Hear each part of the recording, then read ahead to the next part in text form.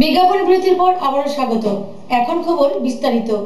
চালু হলো উত্তর পূর্বাঞ্চলীয় গ্রামীণ জীবিকা প্রকল্প। রাজধানী টাউন হলে এই প্রকল্পের শুভ উদ্বোধন করেন মুখ্যমন্ত্রী মানিক সরকার।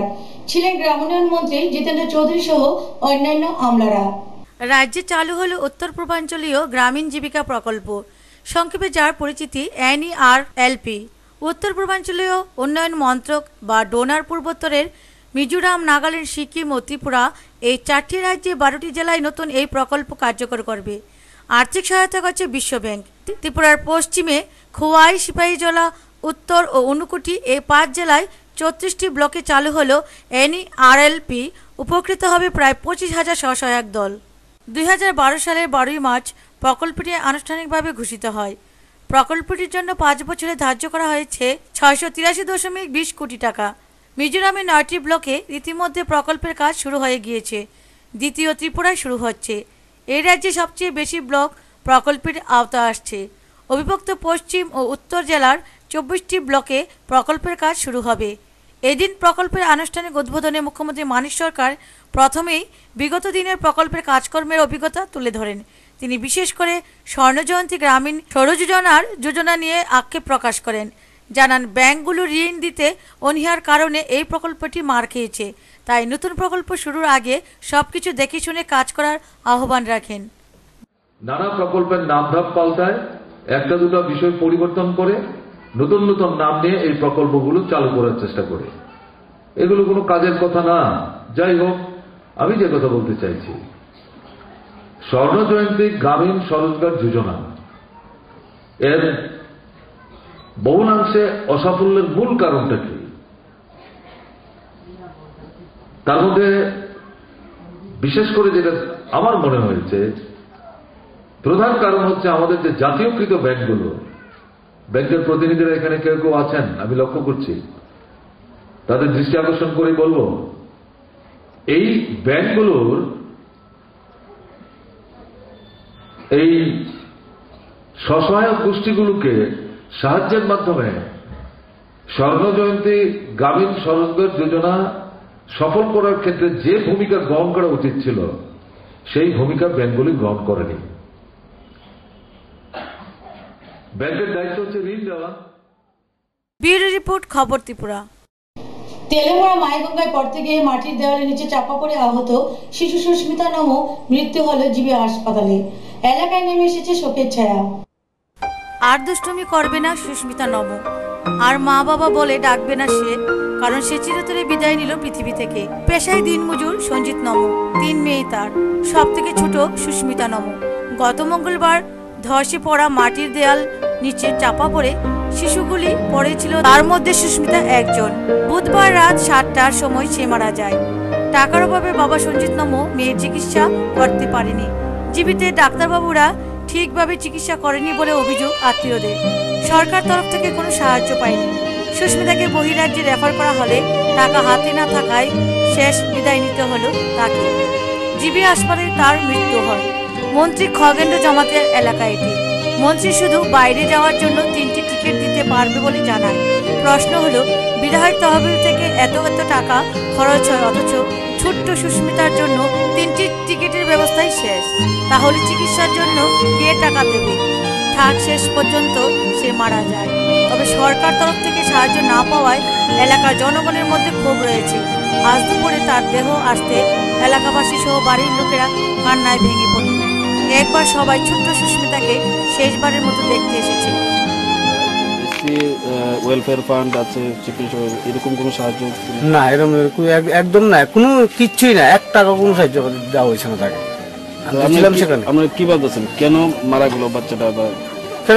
তার বাড়ির কারণে মারা গেছে না, ওইখানে জীবিত, এটা জীবিত যদি কিছু টাকা পয়সা সাহায্য পাওয়া যেত বাইরে নেওয়ার, তাহলে নিশ্চয়ই বাঁচা যেত। যেহেতু মানে তারা সকালবেলা কইছে নেওয়ার লেগা, তাহলে বিকালবেলা সন্ধ্যা 7টা 7:30 সময় মারা গেছে। তাহলে সকালবেলা কইছে নেওয়ার লেগা, তাহলে তার কলকাতা দিল্লি থেকে বাইরে সিলিতে তার কিছু সময় লাগে না, ঘন্টা অনেক সময় লাগতো। তাহলে আশা করি বাঁচত। কারণ মেয়েটা কত কইছে, যে বাচ্চারা কত কইছে, যে পড়াইতেছে 1 2 3 4 ঘন্টাছে, মুখে যে বাচ্চা মারা গেছে করিস না কত কইতেছে, দেখছি আমি কত কইছে। মোটামুটি ইয়ে ছিল আসলে। আর চিকিৎসারও কিছু গাফলতি আছে, প্রথম ট্রিটমেন্ট করছে পরে দিয়া নিচের টিকা প্রথম গেলে পজিটিভিতে প্রথম নিচে ট্রিটমেন্ট করে ট্রিটমেন্টের পরে উপরে যে নিয়ে ভর্তি করেছে সারা রাত আর কোনো ডাক্তার দেখছে না। সকালবেলা 7টার সময় গেট খুলছে পরে গিয়া দিই যে মেয়েটার খুব শ্বাস উঠতেছে। এরপরে ডাক্তার নার্সারে করলাম, ডাক্তার বুঝতে ভাই করলাম। তারপর 2 ডাক্তার আইসিরা দেখলো দেখে সেরা তারা কয় আমরা তো স্যালাইন লাগাই রাখছি। আমি কইটা তো জ্বর আমার শরীর এই স্যালাইন নিয়ে দেন ডিএনএস এছাড়া আর কিচ্ছু নাই, আর কিচ্ছু নাই। এরপরে ডাক্কে নিয়ে ডাক্তারে কয় গার্জেনকে মা বাবার ডাক দিল, ডাক দিয়া রোগীর অবস্থা সিরিয়াস। এরপরে আমার রায় কইছে যে রোগীর অবস্থা সিরিয়াস। তখন কি করো আমি আবার ডাক্তার কাছে গেছি। এরপরে আমরা সিনিয়র ডাক্তার ডাকেন। এরপরে সিনিয়র ডাক্তার 10টার সময় আইসে পরে দিয়ে সিনিয়র ডাক্তাররা ইনজেকশন দিল। এরপরে তারা কইতেছে যে না রক্ত এনে দিলাম। এরপরে দেখতেছে যে না বাইরে না পর্যন্ত আমি আসছিলাম। এই সময় আমরা মিনিস্টার গেছে না, সারা তো কোনো ট্রিটমেন্ট না কোনো ট্রিটমেন্ট হয়েছে না। বেঁচে মারু গেছে গেলাম আমি সকালবেলা 7টার সময় গেট খুলছে পরে দিয়া ওই জন্য কোনো ডাক্তারই দেখছে না।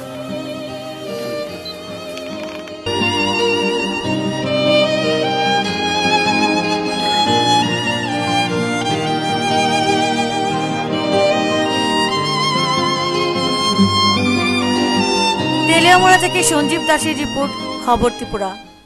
সোনামুড়ার রাঙামাটিয়া থেকে গ্রেপ্তার হওয়া সিবিআই মামলায় অভিযুক্ত জাল পাসপোর্ট চক্রের মূল পান্ডা আব্দুল লতিফের উপর বিশেষ প্রতিবেদন। লতিফ কাণ্ড দেখুন আমাদের পর্দায়। লতিফ হয়তো কোনোদিনই ভাবিনি যে একদিন এভাবে সংবাদ শিরোনামে উঠে আসবে। আন্তর্জাতিক জাল পাসপোর্ট চক্রের মূল পান্ডা সোনামুড়ার রাঙামাটিয়ার আব্দুল লতিফকে নিয়ে বিশেষ প্রতিবেদন দেখুন।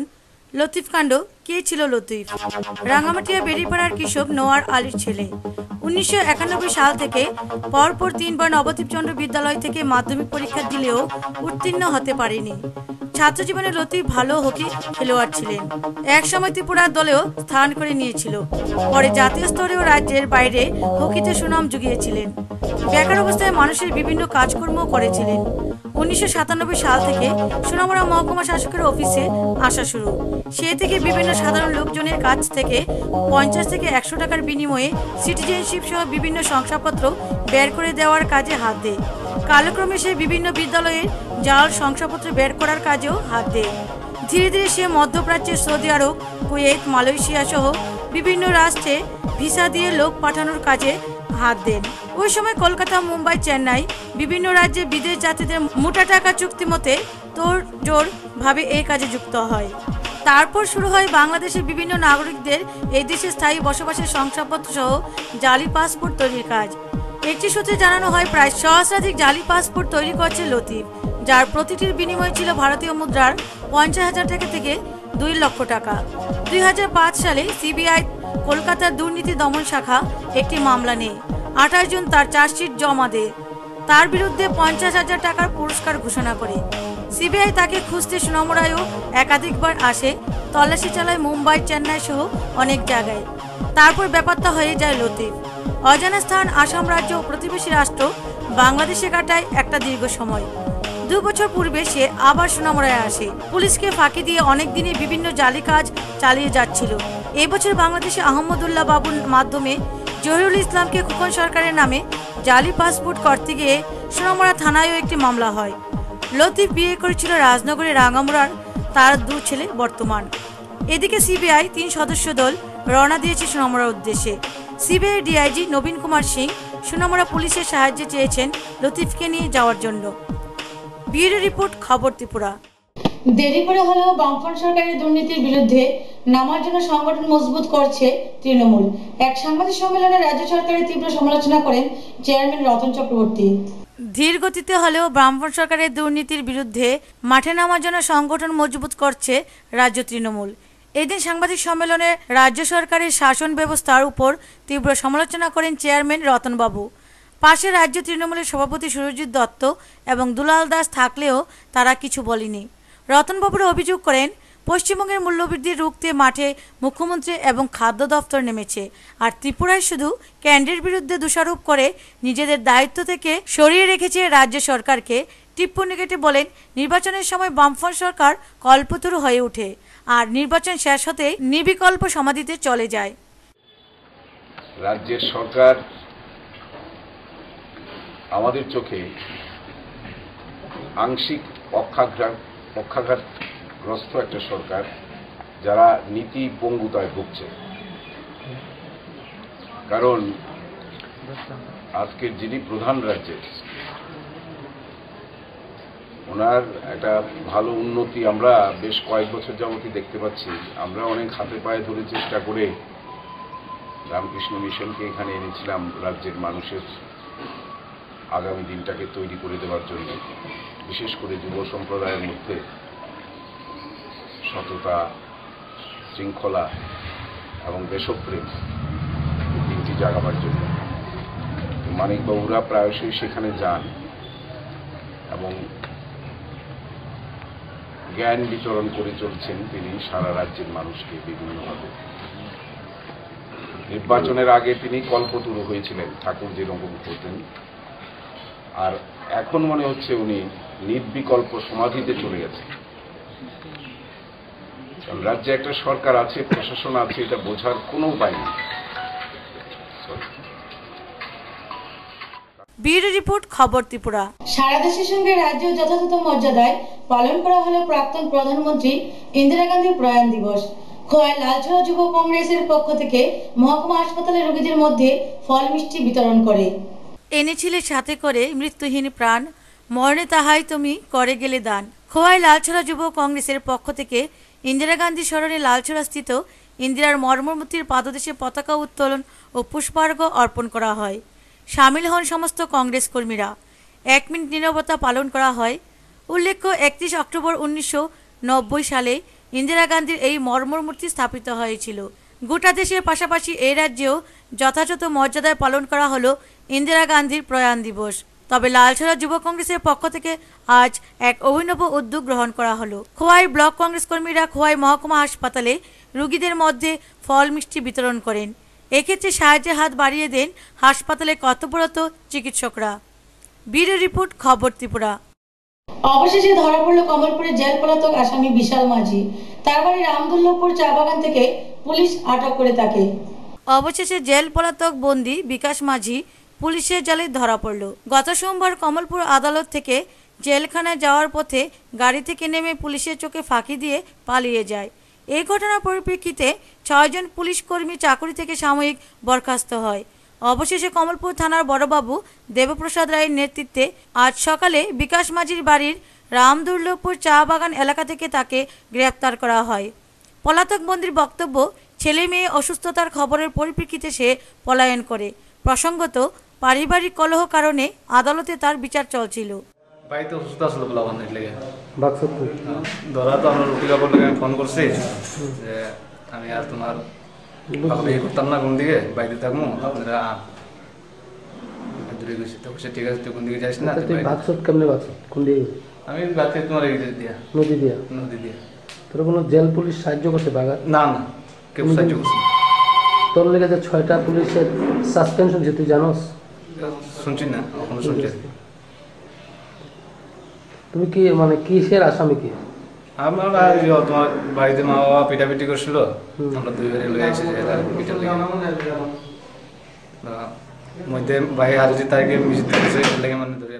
ব্যুরো রিপোর্ট, খবর ত্রিপুরা। দীপাবলির প্রাক মুহূর্তে অগ্নিকাণ্ডের হাত থেকে রক্ষা পেল কৈলাসহরের ঘনবসতিত এলাকা গোবিন্দপুর। গ্যাস সিলিন্ডার লিক হওয়াতে লাগে আগুন। এলাকাবাসীর তৎপরতায় বড় দুর্ঘটনা ঘটেনি। দীপাবলির প্রাক মুহূর্তে অগ্নিকাণ্ডের হাত থেকে রক্ষা পেল ঘনবসতি এলাকা গোবিন্দপুর। দুপুর 1টা নাগাদ তপন দাশগুপ্তের বাড়িতে প্রথম গ্যাস সিলিন্ডার লিক থেকে আগুন লাগে। সিলিন্ডারটি খালি জায়গায় নিয়ে আসার পর বিকট শব্দে ফেটে যায়। দ্রুত দমকল বাহিনী ও এলাকার লোকজন ছুটে এসে আগুন আয়ত্তে আনে। স্বস্তি ফিরে আসে। গোবিন্দপুরের বিদ্যাসাগর লেন আপনজন ক্লাব পেরিয়ে বাঁদিকে যে রাস্তাটি বাঁধের দিকে চলে গেছে, মাঝামাঝি স্থানে বাড়ি তপনবাবুর। গোলকপুর স্কুলে শিক্ষকতা করেন তিনি। আগামীকাল বাড়িতে এক অনুষ্ঠান থাকায় বারান্দায় গ্যাসের উনুনে নারকেলের নাড়ু তৈরি করছিলেন মহিলারা। হঠাৎ সিলিন্ডার লিক করে আগুন বেরোতে থাকে। অন্যরা বস্তা জড়িয়ে সিলিন্ডার ঠেলে দেন বাড়ির উঠানে। বিকট আওয়াজ শুনে প্রতিবেশীরা ছুটে আসেন।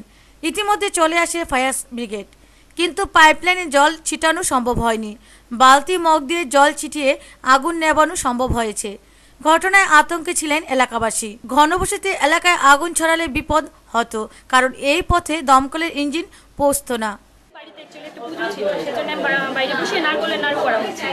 সেজন্য প্রথমে নারকলের নাড়ুটা করা হয়, শেষ হয়ে গেছে, তারপর সেটা অফ করে দেওয়া হয়েছিল গ্যাসটা। তারপর পরের বার যখন আবার জ্বালানো হয়েছিল হঠাৎ করে আগুনটা লেগে যায়। সঙ্গে সঙ্গে আমরা জল দিলাম, একটা বস্তা ছিল বস্তা দিলাম, কিন্তু সঙ্গে সঙ্গে আরও বেশি বেড়ে যায়। তখন ওই পাশের বাড়ি ওরা কাজ করছিল যারা, ওরা এসে সিলিন্ডারটা বাইরে ফেলে দিচ্ছিল, তখন সঙ্গে সঙ্গে আরও বেশি করে আগুনটা ধরে যায়। প্রথমে কিছুটা গ্যাস বেরিয়ে গিয়েছিল, নইলে আরও খুব সাংঘাতিকভাবে আগুনটা লাগতে পারে। হ্যাঁ, তারপরেই ব্লাস্টটা হয়েছিল। না, বাইরে ফেলে দিয়েছিল, সিলিন্ডারটা ধাক্কা দিয়ে বাইরে ফেলে দেওয়া।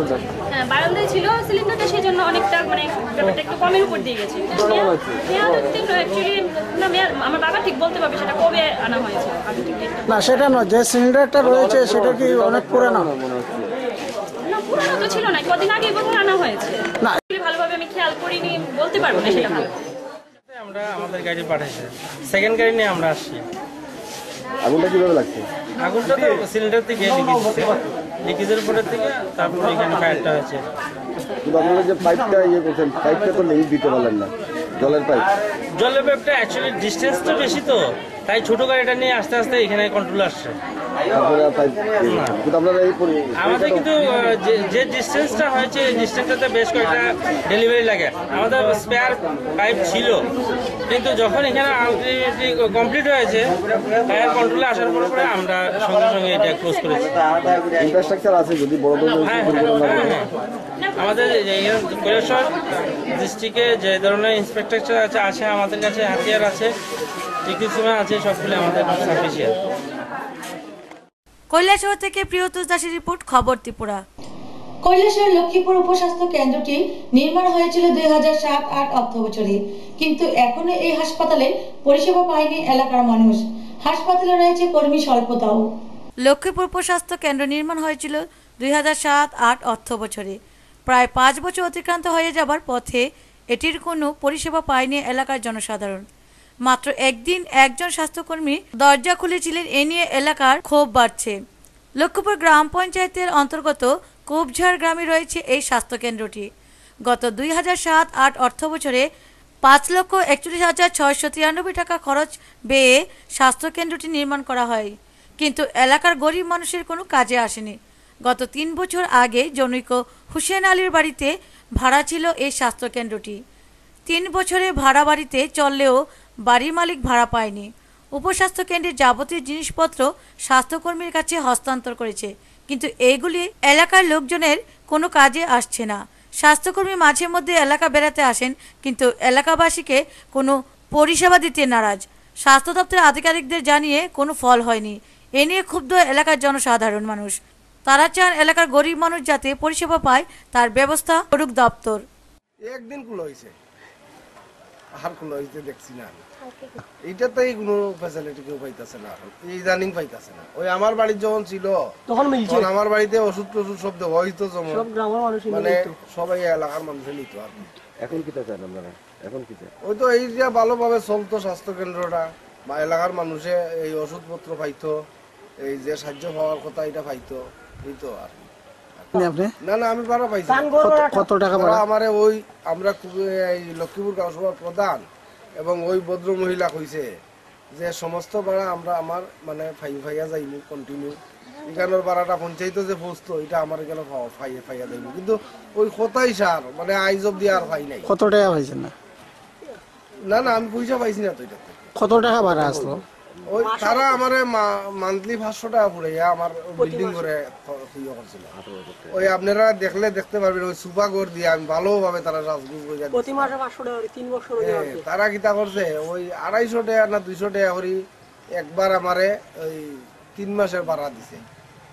3 মাসের ভাড়া দিছে। ওই যে আগে চেক আনছি আমি, এখানে আমার নামে চেক একটা হয়েছে, ওই একটাই আমি শেষ হয়েছে। কৈলাসহর থেকে প্রিয়তোষ দাসের রিপোর্ট, খবর ত্রিপুরা।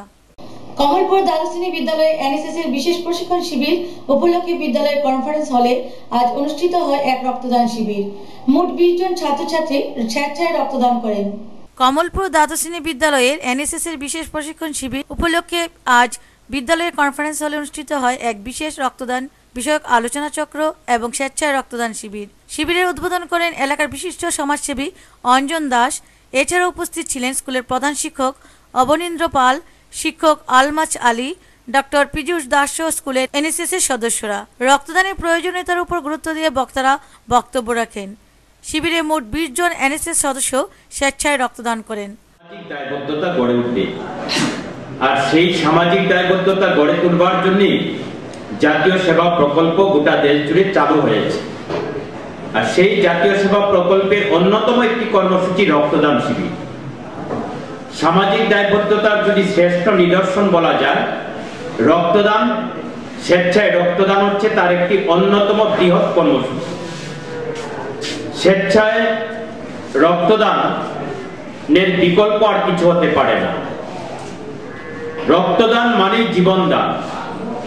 রক্তের জন্য যে কোনো অমূল্য অচেনা জীবন মুহূর্তের মধ্যে মৃত্যুকুলে ঢলে পড়তে পারে। তাতে অপারেশনের জন্য রক্ত প্রয়োজন হয়, পথ দুর্ঘটনায় রক্ত প্রয়োজন হয়, থ্যালাসেমিয়া রোগীদের জন্য রক্তের প্রয়োজন হয়,